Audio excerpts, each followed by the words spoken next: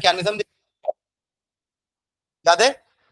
SN2 में क्या देखा था हमने कि बैक अटैक हो रहा था, याद आ रहा है? बैक अटैक हो रहा था, it was a by molecular reaction. आपके उस स्टेप में दो मॉलिक्यूल इन्वॉल्व थे, एक नया वाला न्यूक्लियोफाइल इन्वॉल्व था और एक आपका alkyl halide was involve. Back attack बोल रहे थे मतलब बीआर यहां से रिमूव हो रहा है और OH यहां से अटैक कर रहा है। तो बीच में क्या आ रहा था? Transition state. Transition state unstable था क्योंकि उस समय कार्बन 5 बॉन्ड बना रहा था। दैट इज वाई ये अनस्टेबल स्टेट ज्यादा देर तक रहेगा नहीं। एंड फाइनली हमें क्या मिल जाएगा? मीथेनॉल। क्या मिलेगा? मीथेनॉल, जिसमें भी Br राइट साइड में था, अब OH लेफ्ट साइड में आ चुका है। इसको हमने क्या नाम दिया था? Inversion of configuration. दिख रहा है कॉपी में कहीं लिखा हुआ? मैंने अंडरलाइन भी करवाया था उसको कि हाईलाइट करो उसको। Inversion of configuration. छतरी वाला एग्जांपल दिया था ना मैंने, तेज बारिश में जब हवा चलेगी तो छतरी उल्टी हो जाती है, तो यहां वही हो रहा है। समझ रहे हैं क्या? और इसको SN2 हमने नाम दिया था क्योंकि इसका एक स्टेप में जो रिएक्शन हो रहा था उसमें दो मॉलिक्यूल्स इन्वॉल्व थे। It was a second order kinetics. ये भी लिखिए अपन, it was a second order kinetics because जो आपका रेट डिटरमाइनिंग स्टेप है उसमें दो मॉलिक्यूल्स इन्वॉल्व हैं। दोनों का रोल है रिएक्शन की स्पीड को डिटरमाइन करने में। That is why it is a second order reaction. और इसके अपन बाइमोलिकुलर बोल रहे थे इसको। ठीक है, इसमें हमने देखा था कि 1 डिग्री है या मिथिल है तो पीछे से बैक अटैक कर पा रहा है। जहां वो 2 डिग्री या 3 डिग्री होगा बैक अटैक करना मुश्किल हो जाएगा क्योंकि स्टेरिक हिंड्रेंस बढ़ जाएगा। तो इसका रिएक्टिविटी का ऑर्डर कैसा हो जाएगा? सबसे फास्टेस्ट मिथिल देगा SN2 रिएक्शन, उसके बाद 1 डिग्री, फिर 2 डिग्री और 3 डिग्री तो देंगे ही। समझ रहे? सही लगा ये वाला? गलत लगा है? सही है ना? ये डिक्रीजिंग ऑर्डर लिखा हुआ है मैंने। क्या लिखा हुआ है कि सबसे फास्टेस्ट कौन देगा? ये। और सबसे स्लोएस्ट या नहीं देगा? ठीक है, दिस वाज SN2। SN1 क्या था? Nucleophilic substitution unimolecular. SN1 जहां पे हमने 3 डिग्री हालाइट लिया था, है ना, और OH नेगेटिव नेक्स्ट स्टेप में आ रहा था। ये एक पोलर प्रोटिक सॉल्वेंट के प्रेजेंस में एक कार्बोकैटायन बना रहा था, याद आ रहा है? और साथ में ये Br नेगेटिव निकल गया। ये आपका स्लो स्टेप था प्लस रिवर्सिबल भी था। तो दो स्टेप में जो स्लो होता है वही रेस्पॉन्सिबल होता है रिएक्शन की स्पीड के लिए, वही डिटरमाइन करता है रिएक्शन की स्पीड। समझ रहे हैं क्या? है ना? क्योंकि जो फास्ट स्टेप है वो तो वेट कर रहा है ना स्लो के खत्म होने का, और जैसी स्लो खत्म हो रहा है वो तुरंत अटैक कर रहा है, तो उसको ज्यादा टाइम लग ही नहीं रहा है। मैं लास्ट में कहा था ना कि हम स्पीड उसी रिएक्शन की डिटरमाइन करते हैं जो थोड़ा सा मॉडरेट स्पीड में चल रहा हो। एकदम फास्ट रिएक्शन की स्पीड निकालने की जरूरत ही नहीं है, जब तक आप कैलकुलेट करोगे वो तो हो चुका होगा। और एकदम स्लो की भी हम बात नहीं करते, हम किसकी बात करते हैं? मॉडरेट रिएक्शन की स्पीड, जो कि आपका फर्स्ट वाला है। जैसे ये बनेगा 3 डिग्री कार्बोकैटायन, इसमें आपका OH नेगेटिव अटैक करेगा और आपका बन जाएगा टर्शरी अल्कोहल। क्या बनेगा? Tertiary alcohol. OH लग गया ना, तो OH ग्रुप क्या होता है आपका? अल्कोहलिक ग्रुप होता है, टर्शरी अल्कोहल बन जाएगा। क्लियर है? This was unimolecular. क्यों यूनिमोलिकुलर बोल रहे थे अपन? क्योंकि जो रेट डिटरमाइनिंग स्टेप था उसमें एक ही मॉलिक्यूल इन्वॉल्व है। That is why SN1। वहां पे दो मॉलिक्यूल इन्वॉल्व थे, वो एक स्टेप का रिएक्शन था, ये दो स्टेप का रिएक्शन है। स्टेप 1 में कार्बोकैटायन बन रहा है, स्टेप 2 पे उसी कार्बोकैटायन पे OH नेगेटिव अटैक कर रहा है। करेक्ट? इसमें हमने क्या ऑर्डर लिखा था कि 3 डिग्री फास्टेस्ट देगा, then 2 degree, then 1 degree and last में। ठीक है, ये शायद अपन लिखे नहीं है रिएक्टिविटी ऑर्डर ना, अब लिख लेते हैं। लास्ट क्या लिखे थे? ये रिएक्शन लास्ट लिखे थे ना, चलो उसमें नीचे लिखेंगे।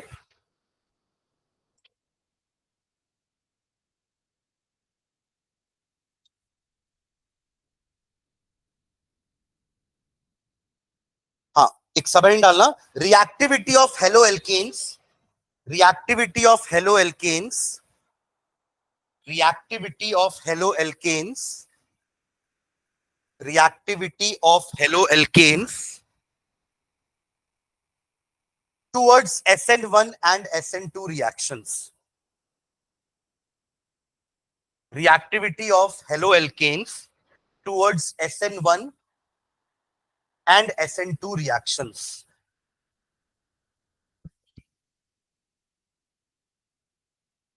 ठीक है, नेक्स्ट नीचे एक लाइन में लिखेगा हाइफन डाल के, इन SN2 in SN2,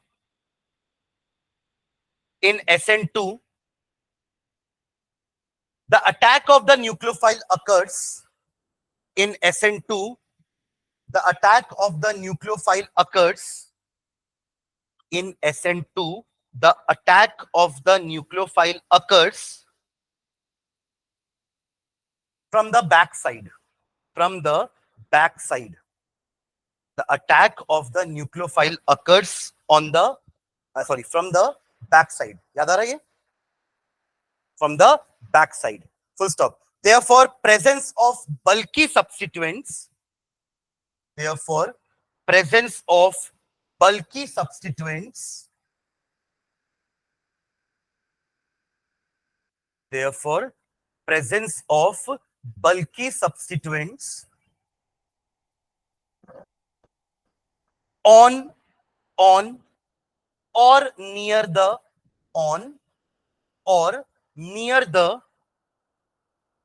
alpha carbon. अच्छा, ये नया न्यूक्लियोफाइल जो आ रहा है ये अल्फा कार्बन पे तो अटैक करेगा ना. अल्फा कार्बन कौन होंगे? जिनके पास हैलोजन है. याद आ रहा अल्फा बीटा अपन जब पढ़े थे कि अल्फा कार्बन हैलोजन वाला होता है, बीटा वाला उसके बगल वाला. तो यहाँ पे न्यूक्लियोफिलिक अटैक किस कार्बन पर हो रहा है? अल्फा कार्बन पे. तो अल्फा कार्बन के आसपास या अल्फा कार्बन पे भीड़ नहीं होनी चाहिए, तभी SN2 प्रॉपर पीछे से हो पाएगा. ठीक है. हाँ, तो इसलिए लिखे अपन ऑन और near the alpha carbon tends to hinder the hinder मतलब डिस्टर्ब या फिर रुकावट, है ना. वो जो बल्कि ग्रुप अगर लगा होगा आपके अल्फा कार्बन के आसपास तो उससे आपका बैक अटैक क्या होगा? थोड़ा हिंडर करेगा. ठीक है. tends to hinder the approach of the nucleophile. Tends to hinder the approach of the nucleophile. Tends to hinder the approach of the nucleophile due to steric hindrance. Due to steric hindrance. Due to steric hindrance. Okay, full stop. The overall order of reactivity, the overall order of reactivity in SN2 reactions, the overall order of reactivity in SN2 reaction is given as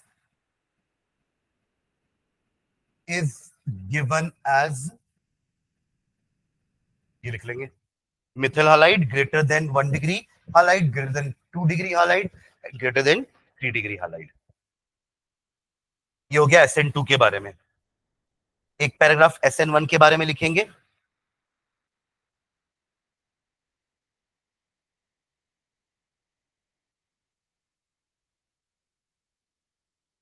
चालू करें.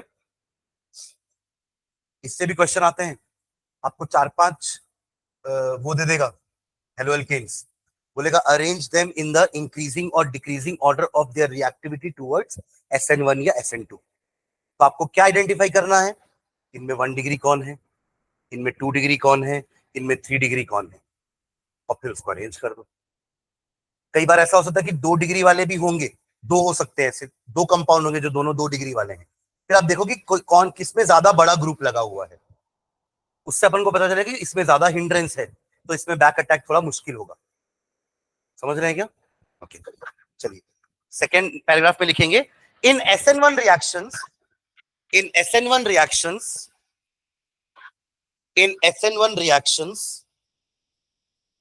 carbocations are the intermediates.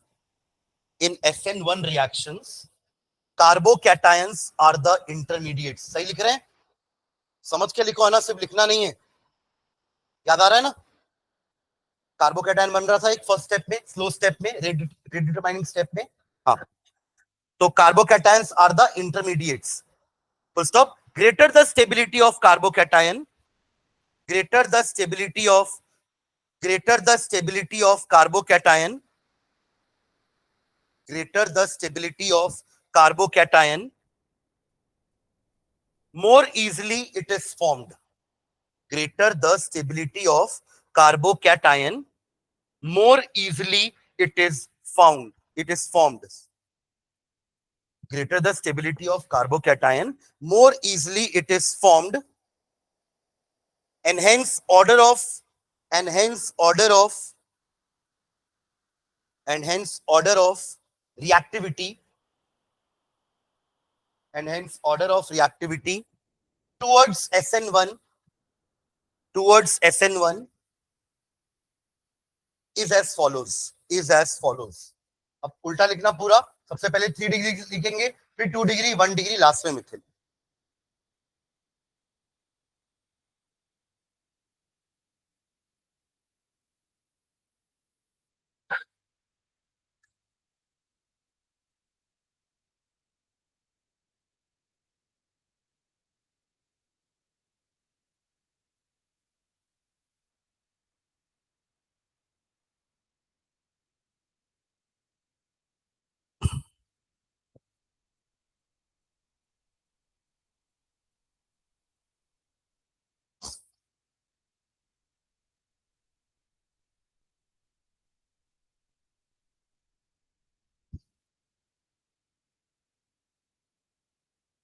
हुआ क्या?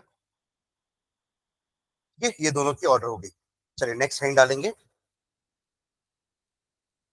स्टीरियोमेरिक, स्टीरियोमेरिक aspect of nucleophilic substitution reaction. Stereomeric, stereomeric aspect of, अब हम अपने nucleophilic substitution reaction को optical isomerism के angle से देखेंगे. समझ रहे हैं क्या? स्टीरियोमेरिक एस्पेक्ट ऑफ, स्टीरियो आइसोमेरिक ना, stereo isomeric aspect of nucleophilic substitution reaction.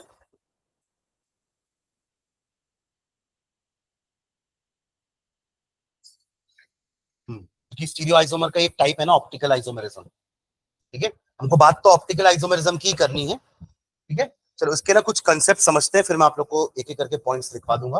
ध्यान से समझना, बहुत इंपॉर्टेंट चीज है ये, है ना. चलो, तो देखो, एक लाइट सोर्स से जो लाइट निकलती है ना, वो ऐसे निकलती है चारों तरफ, राइट.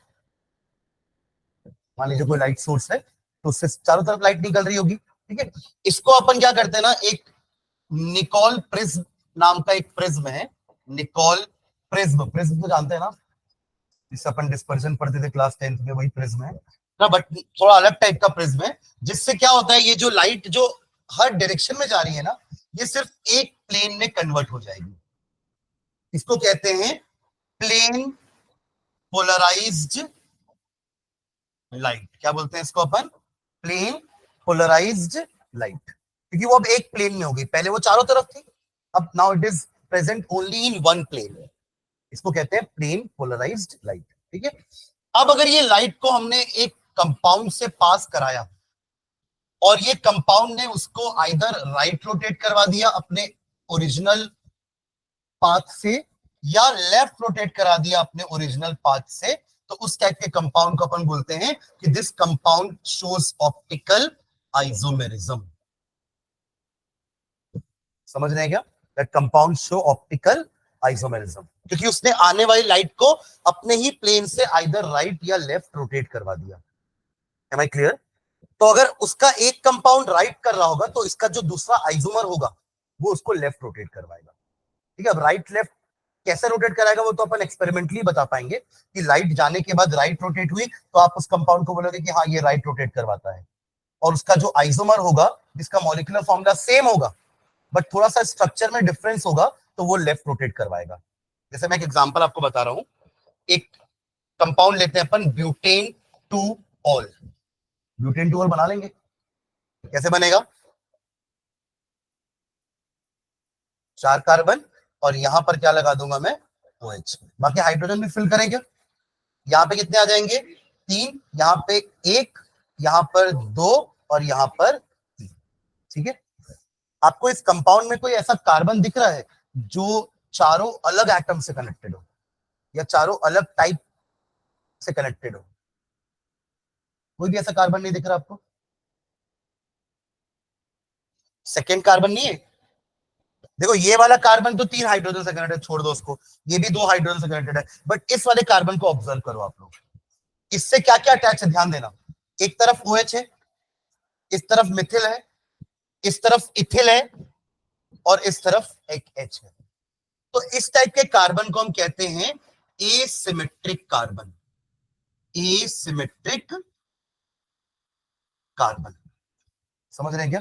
देखो अगर यही कंपाउंड में प्रोपेन टू ऑल के साथ बनाता ना, तो प्रोपेन टू ऑल में इस टाइप का आपको कंपाउंड नहीं दिखता, मतलब इस टाइप का कार्बन नहीं दिखता। यहां पे कोई कार्बन ऐसा नहीं है जो एसिमेट्रिक है क्या कोई कार्बन? इस वाले के साथ 2 CH3 हो गए ना। तो एसिमेट्रिक कार्बन क्या होता है? उस कंपाउंड का वो कार्बन जो चारों अलग टाइप के ग्रुप से अटैच है। कोई भी 2 सेम नहीं होने चाहिए। आप समझ गए क्या, क्या बोलना चाह रहा हूं मैं? इसलिए ये ऑप्टिकल आइसोमेरिज्म शो नहीं करेगा, ये करता है।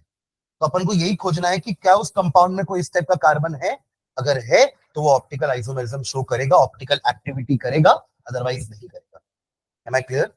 ये पहचान है एक्चुअली में, ठीक है। तो ये हमारा ब्यूटेन टू ऑल जो है उसके पास एक कार्बन ऐसा है, it has got asymmetric carbon, या इसको हम कहते हैं किराल कार्बन। क्या बोलते हैं? किराल कार्बन, CHIRAL, किराल कार्बन, है ना। किरालिटी या किराल कार्बन का मतलब ये होता है कि जब आप इसका मिरर इमेज बनाओगे ना, एक मिरर रख दो यहाँ पे, इसका मिरर इमेज सामने दिखेगा आपको, फिर आप इसको उठा करके जब इसके मिरर इमेज में रखोगे तो they should be non super imposable. Non super imposable का मतलब मैं आपको बताता हूँ, एक लाइव एग्जांपल देखते हैं। जैसे ये हाथ है ना, इसका मिरर इमेज ये बनेगा, ये तो होगा ना, इस हाथ का मिरर इमेज यही है। अगर आप इस हाथ को उठा के इसके ऊपर रखोगे तो क्या ये सुपर इम्पोजेबल है? क्या नहीं। सुपर इम्पोजेबल तब होता जब ये पीछे वाला हाथ आगे वाले हाथ से पूरा का पूरा छुप जाता, तो आप बोलते हो उसको सुपर इम्पोजेबल। जैसे सर्कल एक सुपर इम्पोजेबल बॉडी है, सर्कल का मिरर इमेज करोगे तो सर्कल ही आएगा, और आप इस सर्कल को उठा के इसके ऊपर रखोगे तो पिछला सर्कल छुप जाएगा। इसको बोलते हैं सुपर इम्पोजेबल, बट इसको क्या बोलेंगे? Non super imposable. तो जब आप इस टाइप के कंपाउंड का मिरर इमेज बनाओगे और इसको उसके ऊपर रखोगे तो they will be non super imposable mirror images of each other. समझे मैंने क्या बोला? और जो मिरर इमेज बनेगी ना, वो इसका आइसोमर है। क्या है उसका? आइसोमर। मॉलिक्यूलर फॉर्मूला सेम, बस थोड़ा सा पोजीशन चेंज हो जाएगी ग्रुप्स की। जैसे आपको याद है वो इन्वर्जन में क्या हो रहा था, Br यहां था, OH यहां हो गया ना मिरर इमेज, हुई कि नहीं हुई? तो यहां भी वही चीज होगी। यहां मान लो अगर Br है इस तरफ, तो अटैक जब होगा तो OH इधर से आएगा, Br यहां से निकलेगा, आया ना। तो उस केस में आपको क्या मिलेगा? इन्वर्जन वाला कंपाउंड मिल जाएगा, ठीक है। तो अब इनमें दोनों में फर्क क्या होता है? अगर ये वाला कंपाउंड राइट रोटेट कर रहा है तो इसका मिरर इमेज जो कि इसके ऊपर नॉन सुपर इम्पोजेबल है वो लेफ्ट रोटेट करेगा। ये होते हैं आइसोमर्स, ऑप्टिकल आइसोमर्स। समझ रहे हैं क्या? इनको हम कहते हैं एनांशियोमर्स। है तो वो आइसोमर, बट इनके लिए एक नया वर्ड है एनांशियोमर्स। तो एनांशियोमर्स क्या होते हैं? कोई एक डेक्स्ट्रो रोटेटरी होगा, यानी कि वो राइट रोटेट करेगा, और दूसरा जो उसका मिरर इमेज है बट उसके ऊपर नॉन सुपर इम्पोजेबल है, वो क्या करेगा? उसको लेफ्ट रोटेट करवाएगा। These two are our isomers. समझ रहे हैं क्या? अब SN2 में क्या हो रहा था? SN2 में इन्वर्जन हो रहा था। देखो डेक्स्ट्रो रोटेटरी के लिए अपन एक और सिंबल यूज करते हैं, वो है प्लस सिंबल। किसी कंपाउंड में लिखा हुआ है प्लस ब्यूटेन टू ऑल, ऐसा इसका मतलब है कि ये वाला कंपाउंड डेक्स्ट्रो रोटेटरी है, यानी कि ये क्या करेगा? आने वाली प्लेन पोलराइज्ड लाइट को राइट रोटेट कर देगा। अब जब आप इसका मिरर इमेज बनाओगे तो वो non super imposable mirror image बनेगी ब्यूटेन टू ऑल की, क्योंकि इसके पास एसिमेट्रिक कार्बन है। तो ये जो इमेज बनाएगा ये कैसी बनेगी? Non super imposable mirror image बनेगी, और उसको अपन नाम देंगे माइनस। नाम तो सेम रहेगा बाकी, ब्यूटेन टू ऑल, बट इसकी ऑप्टिकल एक्टिविटी चेंज हो जाएगी। ये राइट रोटेट कर रहा था तो ये क्या करेगा? लेफ्ट रोटेट करेगा। समझ में आ रहा है? तो इन्हीं दोनों को हम एनांशियोमर्स बोलते हैं। Am I clear? समझ में आया क्या? तो अगर आपने ऐसा कंपाउंड लिया जो डेक्स्ट्रो रोटेटरी है, तो SN2 होने के बाद ऐसा कंपाउंड मिलेगा जो लीवो रोटेटरी है। इसको ये लाइन समझ में आएगी? फिर से सुनो, मैंने ब्यूटेन 2 ऑल लिया, उसका मैंने SN2 करवाया, तो बैक अटैक होगा, जो जो कंपाउंड बनेगा वो मिरर इमेज हो जाएगी इसकी। तो अगर ये डेक्स्ट्रो रोटेटरी है तो वो क्या हो जाएगा? Liver rotatory.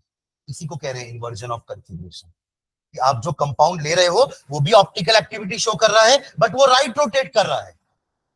SN2 में बैक अटैक होने के कारण अब जो नया कंपाउंड बना है वो उसका मिरर इमेज बन गया, that to non superimposable, यानी वो भी ऑप्टिकल एक्टिविटी शो करेगा बट उसके ऑपोजिट वाली, यानी ये राइट रोटेट कर रहा है तो वो लेफ्ट रोटेट करेगा। ये है सिग्निफिकेंस ऑफ SN2 रिएक्शन जब हम ऑप्टिकल आइसोमेरिज्म की बात करते हैं, कि आप एक ऐसे ऑप्टिकल आइसोमर का अगर SN2 करा दोगे जो डेक्स्ट्रो है, तो कंपाउंड जो आपको आउटपुट में मिलेगा वो लीवो होगा। समझेगा ये बात एवरीवन? SN2 समझ में आया?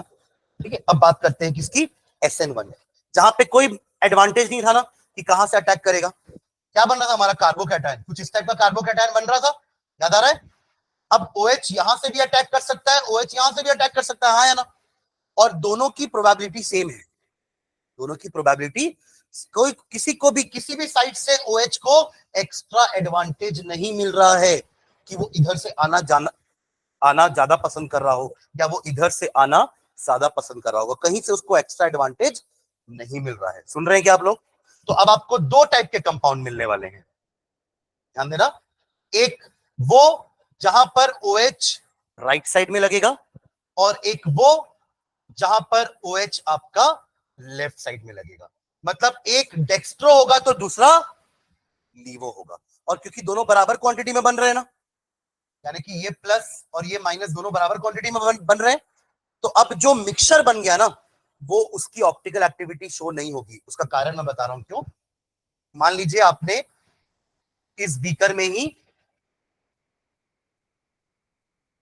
SN1 करवाया, ठीक है, SN1 रिएक्शन होगा, आपके पास दो टाइप के कंपाउंड बनेंगे, ये वाला भी और OH लेफ्ट में अटैच वाला भी, दोनों बन गए ना, और दोनों की क्वांटिटी बराबर है, 50-50% दोनों बन रहे हैं। अब अगर प्लेन पोलराइज लाइट इसमें से गुजरती है, कांच का ग्लास है समझ लो, तो पास हो जाएगी ना लाइट। जब वो गुजरेगी ना अंदर से, तो अंदर जो भी हो रहा होगा पर बाहर वो ऐसी की ऐसी ही बाहर आएगी। ऐसा क्यों? क्योंकि इसने, ये मान लो डेक्स्ट्रो रोटेटरी है, तो इसने इस लाइट को राइट रोटेट कर दिया और इसने उसको लेफ्ट रोटेट कर दिया, तो बाहर तो वो सीधी निकल गई ना। अंदर भले दोनों ऑप्टिकल एक्टिविटी शो कर रहे हैं, ऑप्टिकल एक्टिविटी शो करने का मतलब लाइट को रोटेट कराना, एग्जैक्टली दोनों एक दूसरे के रोटेशन को कैंसिल कर रहे हैं। यू समझ में आ रहा है क्या कि सो रहे हो? समझे क्या बोला मैंने? दोनों एक दूसरे की एक्टिविटी को क्या कर रहे हैं? कैंसिल आउट कर दे रहे हैं। और ऐसा भी नहीं ना कि एक की क्वांटिटी ज्यादा है तो राइट वाले ज्यादा होंगे लेफ्ट वाले कम होंगे, ऐसा भी नहीं है, दोनों की क्वांटिटी बराबर ही बन रही है, राइट? तो दोनों बराबर टाइप से ही रोटेशन करेंगे। Am I clear? तो ये भले दोनों अपने अपने आप में डेक्स्ट्रो लीवो होंगे, बट उनका जो मिक्सचर बन गया ना, जो 50-50 वाला मिक्सचर है, वो क्या हो गया? ऑप्टिकली इनएक्टिव हो गया। अब इसको ऑप्टिकली इनएक्टिव बोलोगे, दोनों इंडिविजुअली ऑप्टिकली एक्टिव थे, बट दोनों का 50-50% मिक्सचर क्या बन गया? Optically inactive. आपको दिख रहा है लाइट सीधी गई सीधी बाहर आ गई, तो आप तो यही मानोगे ना कि भैया रोटेशन नहीं हुआ, तो आप तो इस मिक्सचर को क्या बोलोगे? कि ये ऑप्टिकल एक्टिविटी शो नहीं कर रहा है। समझे क्या? बट एक्चुअली में हुआ क्या है? दोनों ऑप्टिकल एक्टिविटी शो कर रहे हैं, बट एक ने राइट रोटेट किया और राइट रोटेटेड वाले को दूसरे ने लेफ्ट कर दिया, तो वापस वैसे ही बाहर निकल गया वो। इस टाइप के मिक्सचर को हम कहते हैं रेसमिक मिक्सचर। क्या बोलते हैं? Racemic mixture. और ये जो प्रोसेस हो रहा है ना, जिससे ऑप्टिकल एक्टिविटी आपको दिख नहीं रही है, उस प्रोसेस को बोलते हैं रेसमाइजेशन। क्या बोलते हैं? तो SN1 reaction occurs with racemisation. ये है एक लाइन। तो दो लाइन हो गई। SN2 proceeds with inversion of configuration, SN1 proceeds with racemisation. समझ में आपको रेसमाइजेशन का मतलब क्या होता है? रेसमाइजेशन मतलब एक ऐसा मिक्सचर जो ऑप्टिकली इनएक्टिव है, पर वो ऑप्टिकली इनएक्टिव क्यों हुआ?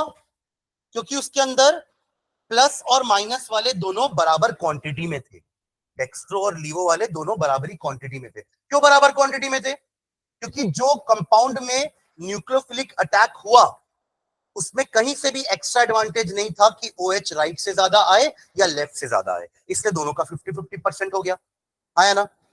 इसलिए आपको रेसमिक मिक्सचर मिला। तो रेसमिक मिक्सचर क्या होता है, क्या बोलेंगे एक लाइन में कि it is a mixture of two enantiomers, दोनों एनाइंशोमर है ना, एक राइट रोटेट कर रहा है दूसरा लेफ्ट रोटेट कर रहा है, तो दोनों ही एनाइंशोमर्स है। It is a mixture of two enantiomer but in 50-50 ratio, but in 50-50 ratio. Am I clear? 50-50 ratio तब तो उनका मिक्सचर ऑप्टिकली इनएक्टिव हो गया ना, वो दोनों अलग अलग इंडिविजुअली देवर ऑप्टिकली एक्टिव, मजे से वो एक जन राइट रोटेट कर रहा था दूसरा लेफ्ट रोटेट कर रहा था, पर जब दोनों का मिक्सचर बन गया तो क्या हो गया, ऑप्टिकल एक्टिविटी खत्म हो गई। ठीक है, तो ये पूरे टॉपिक का कंक्लूजन दो ही लाइन है। First line is SN2 mechanism proceeds with inversion of configuration, मतलब if you are starting with a dextrorotatory compound you will end up with a levorotatory compound, क्योंकि यहाँ पे inversion of configuration होता है। अगर ये वाला dextrorotatory है तो ये वाला levorotatory होता है। क्यों? क्योंकि ये उसका मिरर इमेज है, and that to non superimposable chiral. ठीक है, उसके पास एक किराल सेंटर है, एक एसिमेट्रिक कार्बन है जिससे वो ऑप्टिकल एक्टिविटी शो कर रहा है, तो उसका मिरर इमेज भी ऑप्टिकल एक्टिविटी शो करेगा, वो भी उसके ऑपोजिट वाली।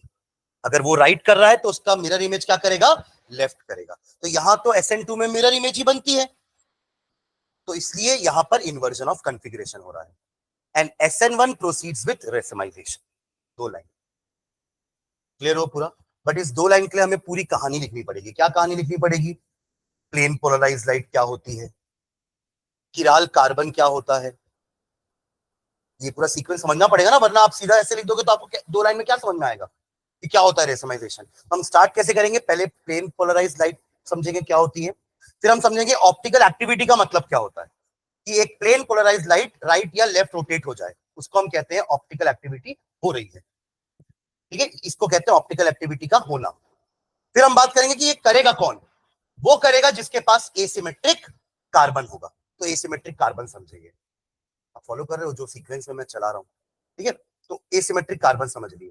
फिर हम समझेंगे कि दो टाइप के रोटेशन होते हैं, एक डेक्स्ट्रो होता है दूसरा लीवो होता है, और दोनों कंपाउंड्स को हम क्या बोलते हैं, एनांशियोमर्स। दोनों ही ऑप्टिकल एक्टिविटी शो कर रहे हैं।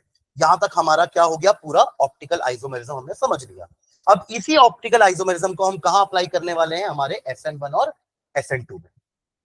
समझ गया क्या? तो फिर यहां एक इन्वर्जन ऑफ कॉन्फ़िगरेशन पढ़ेंगे और दूसरा हम रेसमाइजेशन पढ़ेंगे। क्लियर है? ठीक है, क्या हो गया? कौन? तो तुम तो यहाँ पे दबा रहे हो, कुछ कर रहे हो, पहले तो ये 20 पे सेट था।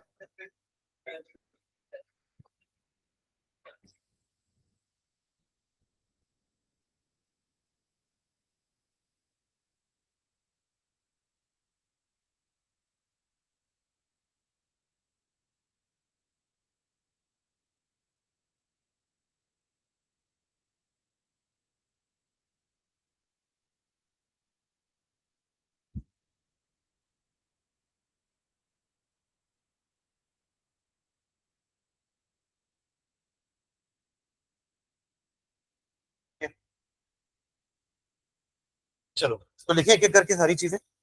चलो लिखेंगे पहले प्लेन पोलराइज लाइट, डेफिनेशन लिखते हैं प्लेन पोलराइज लाइट की। प्लेन पोलराइज्ड लाइट लिखेंगे इसमें, a beam of light, a beam of light, a beam of light. Beam समझते हैं ना, एक सिंगल को रे बोलते हैं और कॉम्बिनेशन को या उनके बंच ऑफ रेस को बीम बोलते हैं, है ना। A beam of light which has vibrations, which has vibrations, which has vibrations only in one plane, only in one plane, only in one plane, is called plane polarized light, is called plane polarized light, is called plane polarized light। इसका एक diagram आप बना लेना, एक ऐसी light बनाना जो चारों plane मतलब चारों तरफ है, और फिर इसको पास करा देना एक ऐसा बना के, निकोल प्रिज्म लिख देना नीचे, निकोल प्रिज्म, और आपको मिल जाएगी प्लेन पोलराइज्ड लाइट। ये यहां पे आप लिख लेना ऑर्डिनरी लाइट, ऑर्डिनरी लाइट, और इसमें लिखेंगे प्लेन पोलराइज्ड लाइट।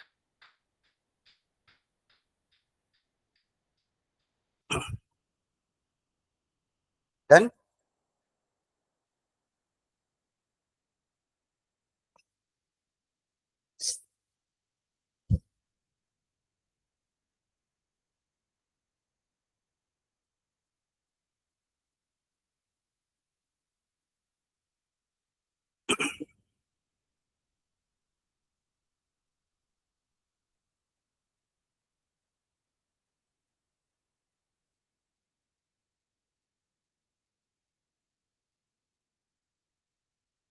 सेकेंड लिखेंगे ऑप्टिकल एक्टिविटी।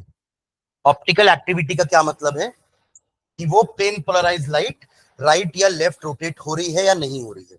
अगर एक कंपाउंड उसको राइट या लेफ्ट रोटेट कर पा रहा है, यानी कि वो कंपाउंड ऑप्टिकली एक्टिव है। ठीक है, तो ऑप्टिकल एक्टिविटी हाइफन डाल के लिखेंगे substances which can rotate, substances which can rotate, substances which can rotate। Ananya, Aishwarya, Sitanshu, Arshit, लिख रहे हो आप लोग? Yes sir.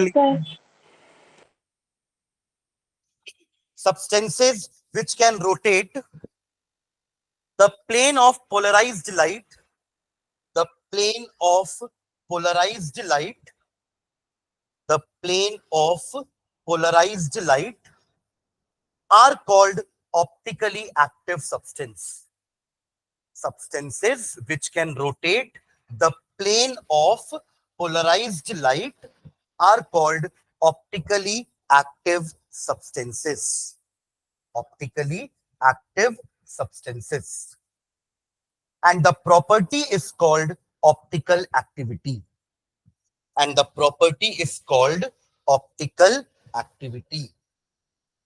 And the property is called optical activity. ठीक है, एक डायग्राम और बना लेंगे। यहाँ पे अपन रोटेट करवाते हैं। अगेन पहले ऑर्डिनरी लाइट लेंगे, फिर उसको निकोल प्रिज्म से पास करवाए तो हमें प्लेन पोलराइज लाइट मिल गई। फिर एक कंपाउंड से पास कराए उसको, एक सब्सटेंस से पास कराए उसको, तो हमें राइट रोटेटेड वाली लाइट मिल गई। इसको अपन कहेंगे ऑप्टिकल एक्टिविटी हो रही है।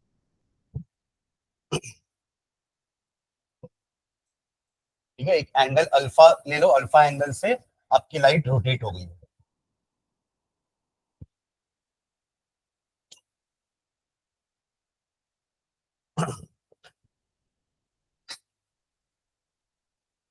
ठीक है, अब ये रोटेशन राइट है कि लेफ्ट है, उसके हिसाब से दो टाइप के कंपाउंड हो जाएंगे, एक डेक्स्ट्रो और दूसरा लीवो। इसको बना लो, फिर लिखते हैं उन दोनों के बारे में।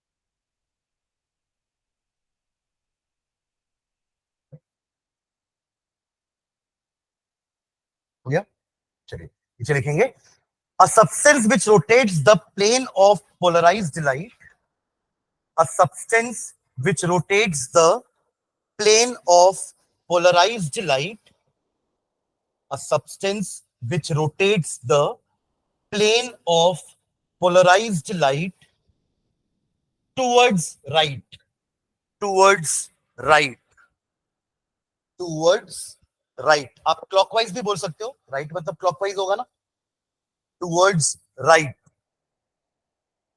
is called dextrorotatory, is called dextrorotatory, dextrorotatory,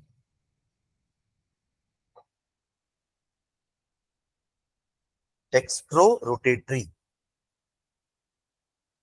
ठीक है, अब ऐसे ही दूसरा के बारे में लिख लो। अच्छा, इसको रिप्रेजेंट प्लस साइन से करते वो भी लिखते हैं, फिर आगे लिखेंगे। And is represented by, and is represented by, and is represented by plus sign. Compound के आगे प्लस लगा देंगे, जैसे plus butane two all, minus butane two all लगा रहे थे अपन, डिनोटेड बाय प्लस साइन। ठीक है, चलिए दूसरे के बारे में आप लोग लिखिए अपने से। A substance which rotate the plane of polarized light towards left is called levorotatory.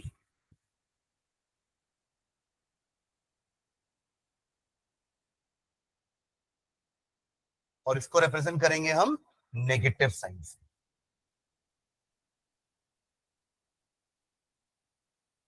लीवोरोटेटरी की स्पेलिंग लिख दिया और सामने देख के लिखना सही।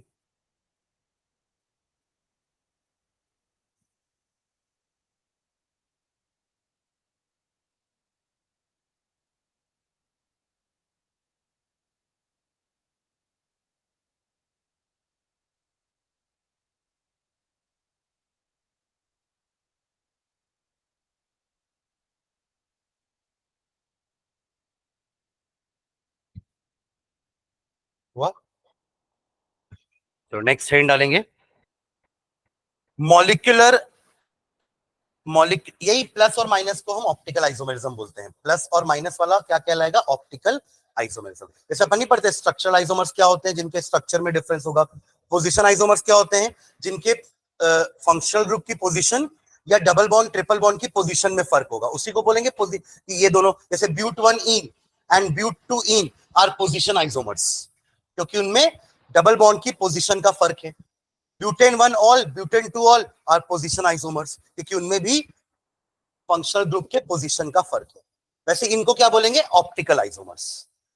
ठीक है, चलिए नेक्स्ट हेडिंग डालेंगे molecular asymmetry, molecular asymmetry comma किरालिटी, molecular asymmetry comma किरालिटी, CHIRAL किराल, फिर ITY किरालिटी, and enantiomers, and enantiomers, ENAN enantiomers.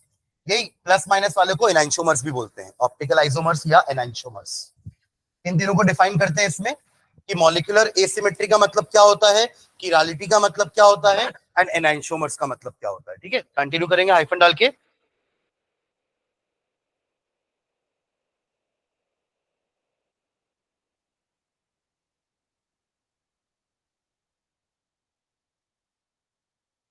if all the atoms if all the atoms if all the atoms or groups attached to a carbon atom, if all the atoms और groups, जरूरी नहीं है कि carbon के साथ एक एक atom ही हो, कोई ग्रुप भी हो सकता है।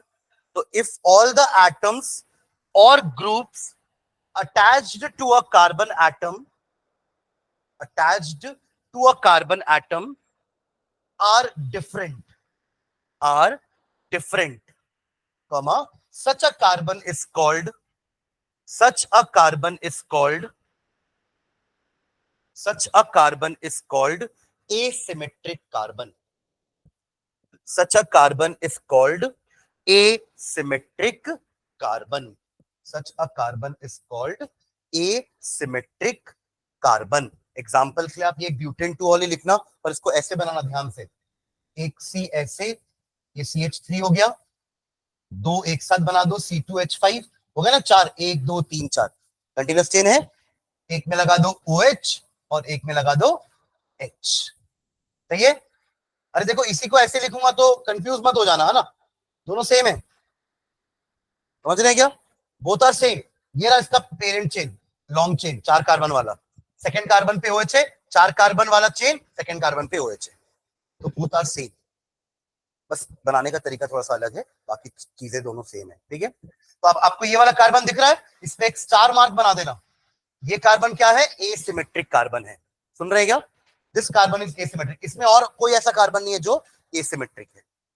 ठीक है, नेक्स्ट लाइन में a molecule which contains, a molecule which contains, example बना लिए,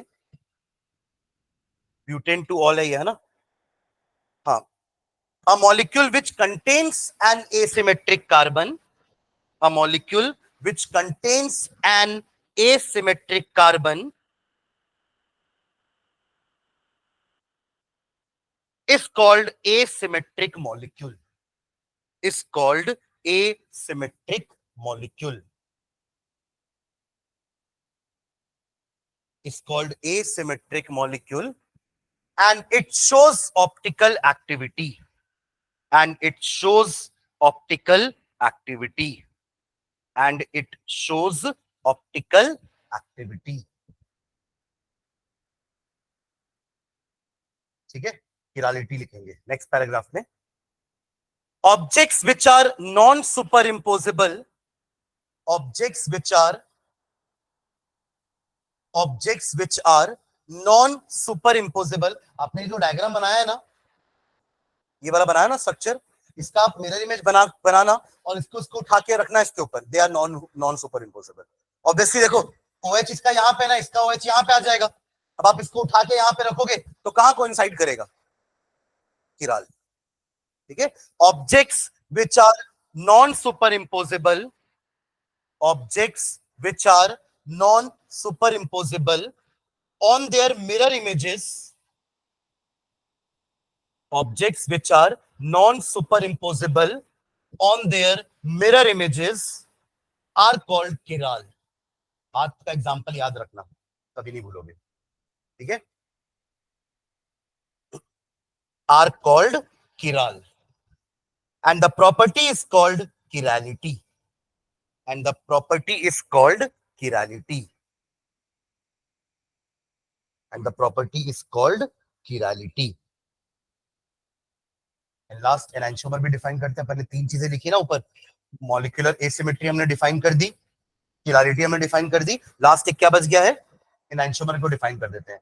यही जो आपके प्लस माइनस है, इनको एनांशियोमर्स बोलते हैं. इसको लिख लेते हैं, नीचे लिखेगा optical isomers which are, optical isomers which are, optical isomers which are non-superimposable mirror images of each other, optical isomers which are non-superimposable mirror images of each other are called enantiomers, are called enantiomers, are called enantiomers. Sir एक बार repeat करिएगा तो.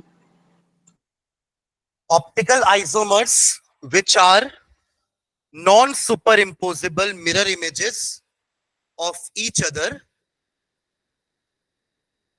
optical isomers which are non-superimposable mirror images of each other are called enantiomers. और इसकी property को एनांशियोमेरिज्म बोल देंगे. जैसे isomers और आइसोमेरिज्म होता है, वैसी एनांशियोमर्स एंड एनांशियोमेरिज्म हो जाएगा. ठीक है. अभी खत्म नहीं हुआ ये पार्ट है ना, इसको आगे नेक्स्ट क्लास में कंटिन्यू करेंगे. अभी अपन ने सिर्फ समझा है कि ऑप्टिकल एक्टिविटी के टर्म्स क्या है, सारे उसकी मीनिंग समझिए. इसको अपन जब SN1 SN2 में अप्लाई करेंगे तो इन्वर्जन और रेसिमाइजेशन का कंसेप्ट अभी बचा है अपना लिखना. ठीक है. मैंने समझा दिया, इसको अपन नेक्स्ट क्लास में लिख लेंगे. ठीक है. चलिए, थैंक यू.